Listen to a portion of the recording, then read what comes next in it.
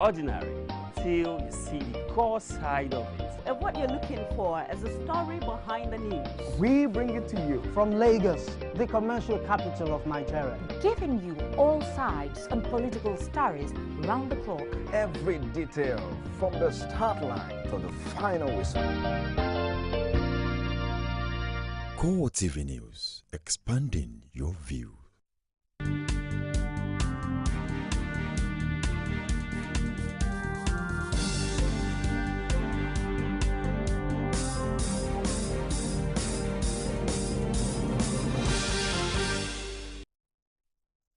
Glad to have you join us again on CoreTV News. I am Frank Omalape. 60 women have reportedly been abducted by suspected members of Boko Haram sect at Wagamangoro and Garuta villages, both in troubled Adamawa State during a fresh attack. Reports say 40 of the women were being abducted in Wagamangoro and the other 20 were forcibly taken away from Garuta.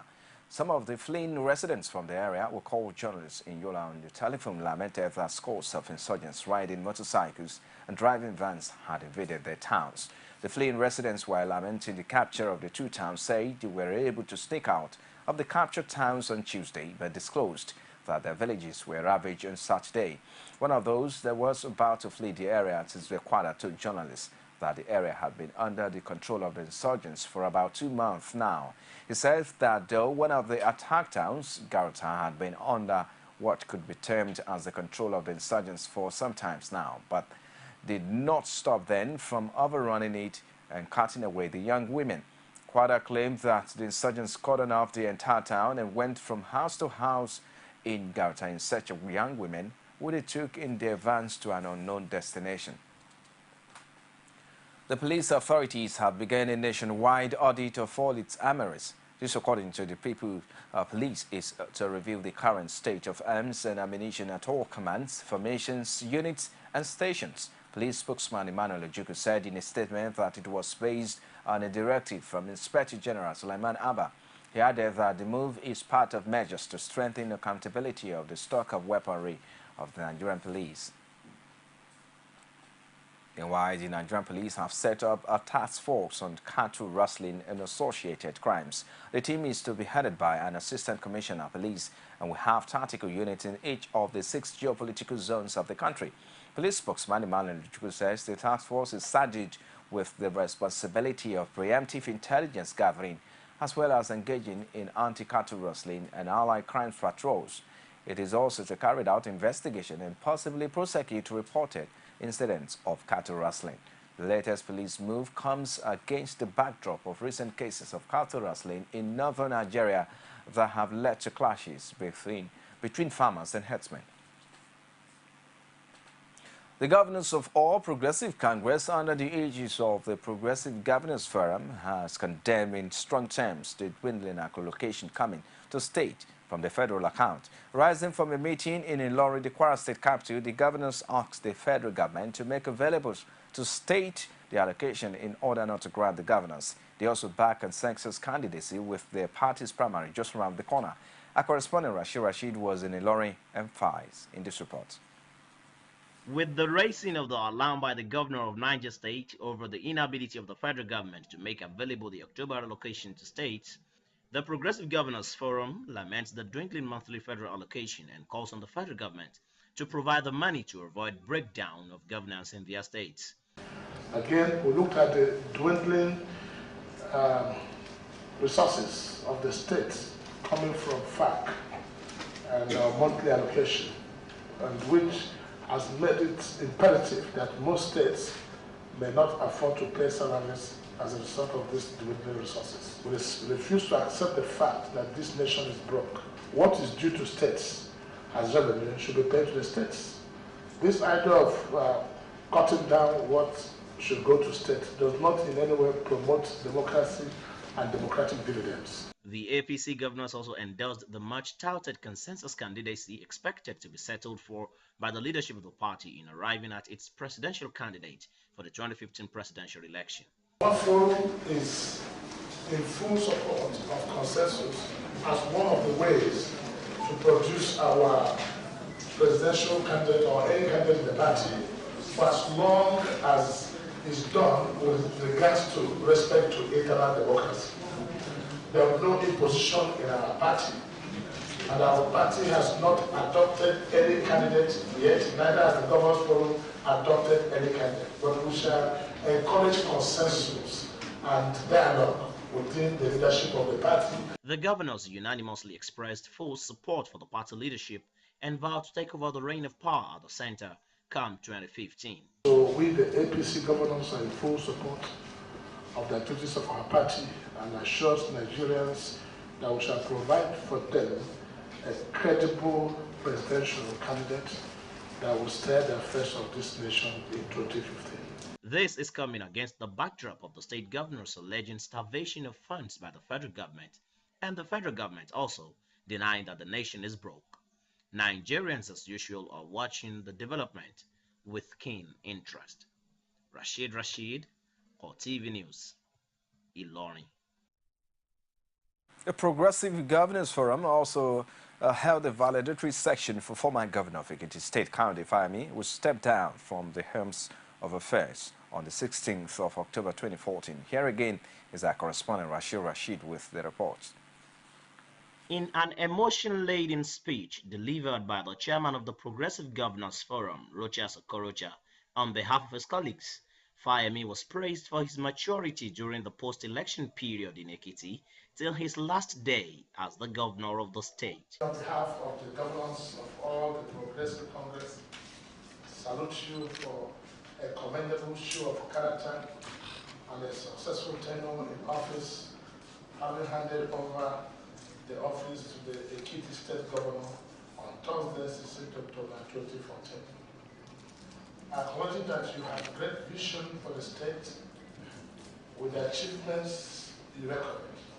Fayemi thanked the forum for the opportunity given to him to serve while in their midst as a governor, and deeming it fit to hold a session in his honor. For the solidarity that you've extended to me as a member of this forum and as a governor of Ekiti State. It's a real privilege to serve our people in any capacity. The governors, while bidding their former colleague a goodbye, assured him of their unflinching support. Let me assure you on behalf of the Progressive Governors that you are one of us and will remain with us. Jacob, I want to say to you, we love you. We shall still be with you. And the spirit of the Progressive is remain unshakable. And together, we shall continue to work for the benefit of the common man of the Federal Republic of Nigeria. On behalf of Ekiti APC supporters, Fayemi again thanked the forum as he stated that APC business in the politics of the country has just started. On my part and on the part of our members from Ekiti State, we're grateful to this forum. We're grateful to you for the consistent role you have played as beacons of democracy. And I can say with every certainty that the best is yet to come for this party. Though out as a governor, the assurance given by the forum will, in the eyes of political watchers at the Ilorin meeting, serve as a bond and inspiration that he remains a key figure in the scheme of things as far as politics in the APC is concerned. Rashid, CoreTV News, Ilorin.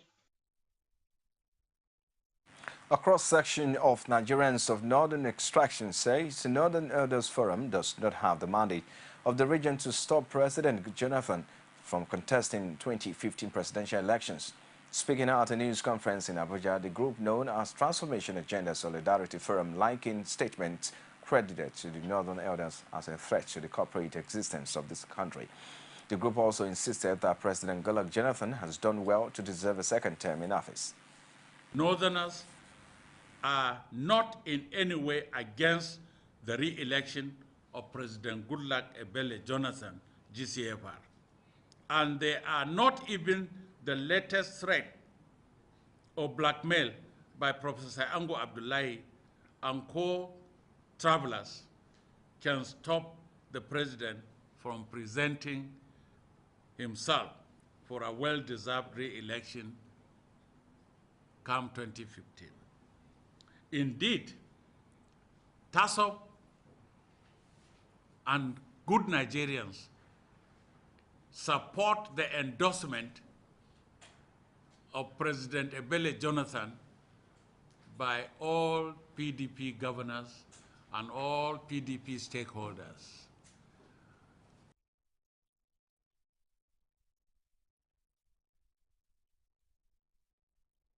We'll take a break on CoreTV News Hour right now, and we'll be back shortly with more stories. Stay with us. Glad to have you join us on another edition of The Political Arena, the most detailed and incisive political show. If you are a sitting governor and the opposition is able to stomach structure against you, that means you are wicked to the people. The end of the attack and the legitimate authority to govern this country. They gave me 20 minutes to move or they will shoot me. He has no chance for survival. If he likes himself, this is the best time to get out before he perishes. The PDP as a ruling party has failed. So anybody who thinks that government will fold his hands and allow miscreants to take over the streets of our own state and cause havoc is deceiving himself. the good, bad, ugly and beautiful sides of the Nigerian political system. Join me every Sunday at 9:15 p.m. on CoreTV News.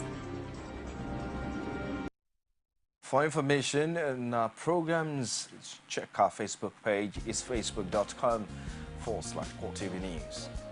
And our Twitter handle @CoreTV News NG. And log on to www.youtube.com/CoreTV. Give a space, the news. Members of the Board of Trustees of the People's Democratic Party are in Kaduna for what some party members described as a peace mission ahead of the 2015 general elections. Speaking at a meeting with key stakeholders of the party at the Government House, PDP Board of Trustees Chairman Tony Anene said the delegation was in the state to unite the party. There had been rancor in the party fold over the 2015 general elections, and considering the strength of their position, the PDP leader advised the party members to close rank. You can only maintain that status if there is peace and unity. Am I right? Yes. If there is spirit of forgiveness, the spirit of give and take, and I'm very happy to see the quality of crowd here. If I don't have this number of quality people, I will not be in politics. So, Ella, you come to Edo State and be my brothers and sisters there,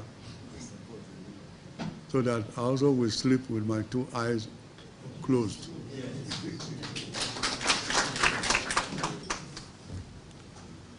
On a more serious note, we had visited many states for the zonal rallies, singing one song: unity, peace, understanding, performance. Today, by the grace of God, this will be the first time for a party to have a sole candidate for the presidential race. It is because of you and because of your colleagues in the party in other states. You should be seen to be taking the lead, because those days, Kaduna was like the Northern Star.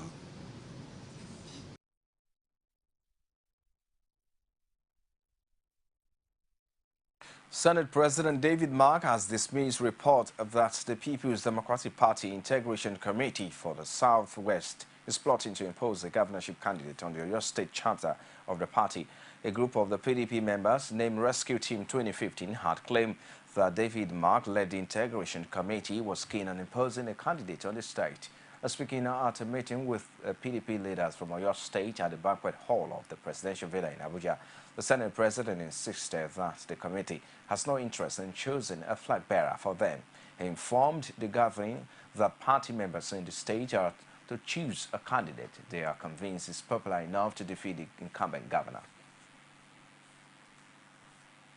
Ahead of the 2015 general elections, the Independent National Electoral Commission has advised members of the public to shun the temptation of double registration, and it gave this advice in a statement by its head of protocol and publicity in Rivers State, Anthony and Mobi on Wednesday. It warned that double registration remained an offense punishable by law. The Commission said it will begin the issuance of permanent voter cards in 4,442 polling units in Rivers State on Friday, November 7, and end the exercise on Sunday, November 9, 2014. It directed those that had lost their temporary voter cards to go to the polling unit with their national identity card, international passport, or driving license. President Goodluck Jonathan has performed a minor reshuffle of the cabinet to fill the vacancies created by ministers who resigned to seek elected positions. The Minister of State for Foreign Affairs, Nuruddin Mohammed, now takes over as the supervising Minister of Information pending the appointment of a replacement for Labara Mako. Minister of Special Duties, Tamino Turaki, is to add the Ministry of Labor and Productivity to his schedule, while Minister of State for Foreign Affairs, Viola Omolere, takes over as the substantive Minister of State for Education. The Minister of Niger Delta Affairs, Stephen Oro, will combine his responsibilities with those of the Minister of State and the same ministry, same as Minister of Trade and Investment Olusegun Agagan and Defense Minister Aliyu Gusso, or will have to fill roles vacated by the Ministers of State. The House of Representatives has approved President Goodluck Jonathan's request for a $1 billion loan to fight insurgency in the country. This was after considering the report of the joint committees that was mandated to look into the request. The committees urged the House to ensure that the government does not borrow more than the amount it said it required to fight national security challenge, and the members subsequently approved it. The Senate approved the loan request several weeks ago. And now a federal high court in Abuja has fixed December 1st for judgment in the extradition request filed by the federal government against the former managing director of the Nigerian Security Printing and Minting Company, Ehidiamen Okoyoman. The government is seeking to extradite Okoyoman to Britain to face trial over an alleged bribery case, but the accused person, through his counsel Alex Zion, is challenging the court's jurisdiction. The Zion insists that the court has no reference point in Nigeria where it can draw strength to grant the application. The prosecution, however, argues that there are valid grounds to extradite the former Mint houseman to Britain. Okoyoman's extradition has been solved by the British government over his alleged role and the 750 million naira bribery allegation involving central bank officials, the Mint and an Australian firm's currency between 2006 and 2008. Ground for the objections of the first case was that if you look at the existing law, there is no domesticated treaty between the United Kingdom and Nigeria on extradition. And that if you take a cursory look at all the provisions, except it's clear, you cannot do an extradition just that way. That was the crux of our objection and the substance of our own main case, which they responded. I think that was really the issue today, where they said we have a extradition treaty of 1931, and we said 1966 repealed that. And under our law, constitution, before you enter into any treaty, before that treaty can become binding, it must be domesticated by our own local law, by our constitution. They become part of our law. The matter is already in open court, and you have seen what we have argued on about. So what am I going to say again?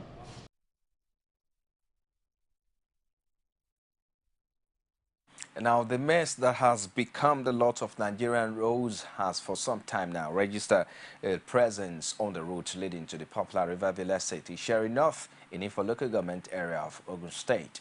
The deplorable condition of the road has left the residents and businesses in the community regretting their investments in the area. CoreTV News crew met with some residents of the community who share their daily experiences through her in this report. The rise in population in Nigeria has resulted in pressure for the provision of basic social amenities. Naturally, it is expected of the government to provide such needs like housing, roads, among others, for the people. In this part of the world, housing is majorly a private affair, and in the case of the residents of Sharing North, Ifo local government area of Ogun State, housing has been solely a private affair. But government seem to be lagging in other infrastructural duties. This looks beautiful, the Riverview Estate, but the roads passing through this multi-million naira estate and others in the vicinity is better imagined than experienced.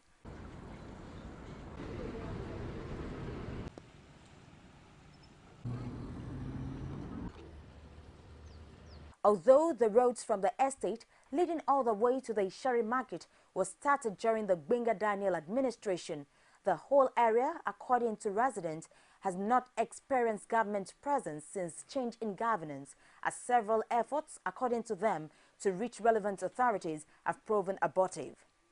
They claim that the community service put in place to address the issue, although expensive, has brought little results. Oh, well, I'm one of the pioneer residents of this place. So this estate started 2006. So it's here. You can see the cars. It's as if you've gone to swim in the mud. Well, it's not just the road. Everything you've seen here is the effort of the residents. Electricity, the road, even this year, we filled everything here. And brought in bulldozer, brought in grader, brought in compressor, and but this is the issue. So we've written to government, as we know that Benga Daniel's regime started this place. So, and when we observed the quality of work they were doing, then in 2007 we wrote him and they said, look, this place is going to be a mess because of the quality of job, and since that time they just abandoned us. And when the new government came, we've written them, they've not acknowledged our... But why will anybody acquire land in such a challenging environment as the Sharing North? Abayomi Akinde, who is the chairman, Landlord Association, was quick to defend the residents. There is nobody who, will put his investment, his money, in a risky place. If we knew that there is a problem here, nobody would have invested here. This estate was sold to us, the land here was sold to us by the government of Ogun State. All of us got our certificate of occupancy. So if anybody is to be blamed, if there is any problem, I think the problem lies squarely on the shoulder of the government of Ogun State. Because we didn't go out of our way to, to buy land from these speculators or moneyless. We bought from the government. Government sold this land to us. We paid development levies to the government of Ogun State. They sold the land to us, gave us approved building plan without even advising the residents that, look, this is the specification, you must raise your building to this particular height because there is a problem in this topography. They didn't do that. Any plan you submit to the Ministry of Physical Planning, provided you pay them, they are going to approve. Yes, development levy varies from house to house or from plot to plot, depending on the size of your plot. But the minimum development levy here is 1.2 million. There is an allegation that the government has distanced itself because it claims the area is water-plagued, whereas the government has also proposed an estate just opposite the Riverview Estate. CoreTV News went on a trip to Abeokuta to get government's response after several calls and messages sent got no response from all quarters. CoreTV News, however, gathered that both the Commissioner and Permanent Secretary, Ministry of Works, were not on seat. The roads have not only been abandoned, the ones leading to the Ishari market have become workshops and parking lots for heavy-duty vehicles and faulty cars. Could this be a crisis of difference in the blueprints of different administrations? if the Amoso administration is not identifying with the former projects, despite its promise to rebuild, does this also mean these residents have not been responsible to the government in their taxes? Yes, like all this receipt that I have in my hand is the receipt that we used to pay trade permit and the local government trade fees every year. And also the tax, Ogun State tax revenues. Another election year is fast approaching. New campaigns, new promises. But the people of Isheri North are asking, where are the dividends of the past years? Ebulomo Adekunle, CoreTV News, Ogun. Well, and that's a wrap on CoreTV News at this time. Many thanks for watching. I am Frank Omalape. I'll see you again.